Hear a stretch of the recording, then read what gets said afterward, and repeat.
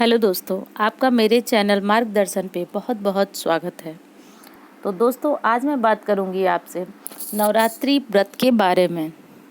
तो सबसे पहले तो मैं ये बताऊंगी कि इस वर्ष यानी 2019 में शारदीय नवरात्रि जो है वह किस तिथि में प्रारंभ हो रही है और कब उस व्रत का समापन हो रहा है। तो दोस्तों, नवरात्रि आते ही हमारे मन में उत्सुकता और कोलाहल हो जाता है, क्योंकि माता के साधक जो है वह माता की इस नवरात्रि का बहुत बेसब्री से इंतज़ार करते हैं। और हो भी क्यों ना इंतज़ार, क्योंकि दोस्तों ये 9 दिन जो होते हैं माता के वह बेहद खास होते हैं, बेहद स्पेशल होते हैं। इस समय अगर आप माता के सामने कोई भी अपनी मनोकामना रखते हैं तो वह माता जरूर पूर्ण करती है। तो दोस्तों, बात जारी रखते हैं। इससे पहले हम देख लेते हैं कि इस वर्ष यानी 2019 में शारदीय नवरात्रि जो है वह कब प्रारंभ हो रही है। तो दोस्तों, 19 सितंबर से जो है आने वाली 19 सितंबर से जो है आपका नवरात्रि का व्रत प्रारंभ हो जाएगा और इसी दिन आपकी कलश स्थापना होगी और 8 अक्टूबर को जो है वह आपका यह व्रत समाप्त हो जाएगा। अब सबसे बड़ी कन्फ्यूजन होती है अष्टमी।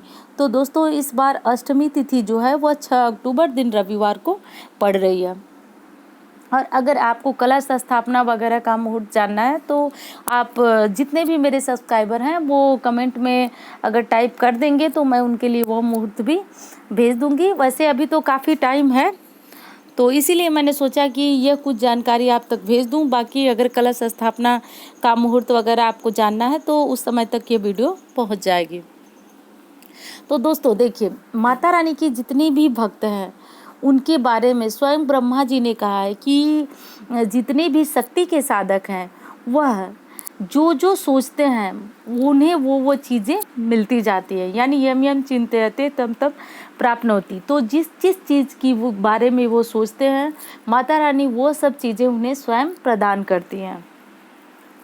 तो इस हिसाब से भी ये नवरात्रि बहुत खास है और स्पेशल है।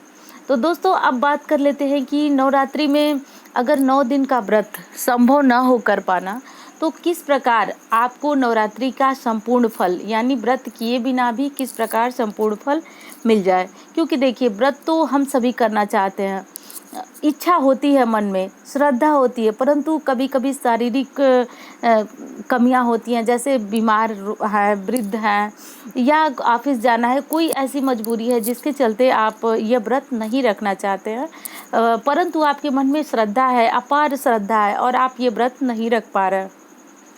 तो दोस्तों, मैं समझ सकती हूँ, मैं या कोई भी माता रानी भी समझ सकती हैं, क्योंकि देखिए यह व्रत में शुद्धता का बहुत अधिक ध्यान रखना है। तो आप काफ़ी लंबे समय तक अगर बाहर रहते हैं और ऐसे में व्रत रखते हैं तो जाहिर सी बात है कि आपके खाने पीने में अशुद्धता हो जाएगी। तो ऐसी स्थिति में आपका व्रत नहीं रखना ही उत्तम होगा। तो दोस्तों, अब चलिए देख लेते हैं कि व्रत तो अगर आप नहीं रख सकते हैं तो ऐसा किस प्रकार से क्या करें जिससे माता रानी आप पे प्रसन्न हों। तो सबसे पहली बात तो यह है दोस्तों कि आप जिस प्रकार अपनी सुबह और संध्या पूजन यानी नवरात्रि का व्रत आप जिस तरह से रहते हैं उस तरह से सुबह और संध्या को माता रानी का विधिवत पूजन कीजिए। यानी मंदिर के अलावा आप अलग माता रानी की चौकी लगाइए, कलश स्थापना कीजिए और कलश स्थापना करने के बाद आप माता रानी के दिन पहले दिन ही आप अच्छी सी नई उनके लिए चुनरी लाइए, माला लाइए, उनके मंदिर को जितनी अच्छी तरह से हो सके उतनी अच्छी तरह से आप सजाइए। सजाने के बाद आप रोज़ सुबह उनकी पूजा कीजिए। रोज़ सुबह जैसे आप दुर्गा सप्तशती पढ़ना चाहें तो आप पढ़ सकते हैं, परंतु बहुत से लोग होते हैं वह त्रुटि के डर से दुर्गा सप्तशती नहीं पढ़ पाते हैं, तो कोई बात नहीं। देखिए, सबसे ज़रूरी ये चीज़ें हैं कि आप माता रानी को दीपक लगाइए, उनको भोग लगाइए। 9 दिनों के हिसाब से अगर भोग लगाते हैं तो ज़्यादा उत्तम है। उसके बाद आप क्या कीजिए कि माता रानी का जो है दुर्गा चालीसा पढ़िए और उसके बाद उनकी आरती कीजिए। और सबसे बड़ी बात यह है कि दुर्गा जी की जब आप पूजा कर लें तो उसके बाद आप क्षमा प्रार्थना करना उनसे न भूलें। तो दोस्तों, मुझे एक बात अभी याद आ रही है ये वीडियो बनाते टाइम कि देखिए, क्षमा प्रार्थना करना बहुत ज़रूरी है। एक ऐसी घटना है जो मुझे याद है, तो मतलब कुछ एक व्यक्ति थे, मैं नाम तो नहीं ले पाऊंगी यहाँ पे, तो उन्होंने मतलब माता की सारी पूजा बहुत अच्छी तरह से, पर थोड़ी सी चूक बहुत छोटी सी ऐसी चूक थी जो उनसे हो गई और माता उनसे रुष्ट हुई। तो रुष्ट होने का कारण यही है दोस्तों कि उनके अंदर बहुत अधिक अहंकार था। वो सारी चीज़ें बहुत अच्छी तरह से करते थे, तो उन्हें यह अहंकार था कि मैं तो सारी चीज़ें बहुत अच्छी तरह से करता हूँ, तो क्षमा प्रार्थना की कोई जगह इसमें नहीं बचती है।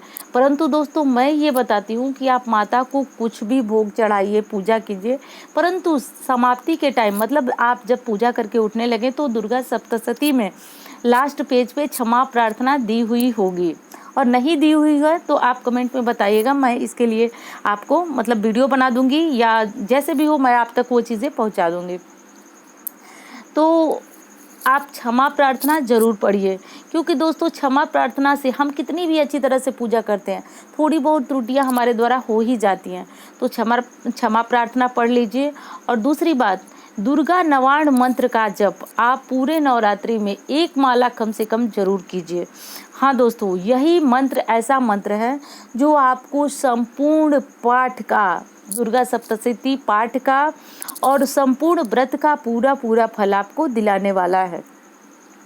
और अगर आप सुहागिन महिला हैं तो माता के सिंदूर भी जरूर अर्पित कीजिए, और सिंदूर अर्पित करते हुए आपको यह मंत्र जरूर बोलना है, ओम देहि में आरोग्यम सौभाग्यम, देहि में परम सुखम, रूपम देहि जयम देहि, यशो देहि दिशो जहि।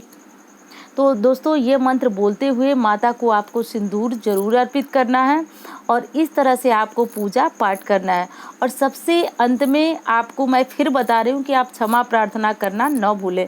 और अगर आपको क्षमा प्रार्थना नहीं पता है तो बस आप इतना बोल दीजिए कि माता मैंने जो पूजा की है मंत्रहीन, क्रियाहीन, भक्तिहीन, उस पूजा को आप स्वीकार कीजिए, और मेरे द्वारा जो जप किया गया है उसे माता आप स्वीकार कीजिए, उसे ग्रहण कीजिए, और जो पूजा में त्रुटियां हुई हैं उसे क्षमा कीजिए। तो दोस्तों इस तरह से करके आप अपनी संपूर्ण पूजा, संपूर्ण व्रत का जो फल है वो आपको मिल सकता है।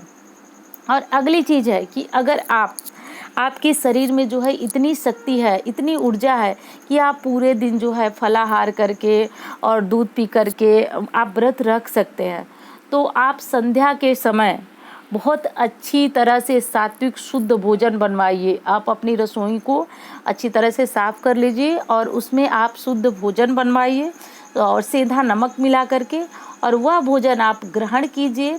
तो दोस्तों यकीन मानिए माता रानी आपसे प्रसन्न भी होंगी और आपकी 9 दिन की साधना और मंत्र जप जो आपकी इच्छा है वो माता रानी जरूर पूर्ण करेंगी।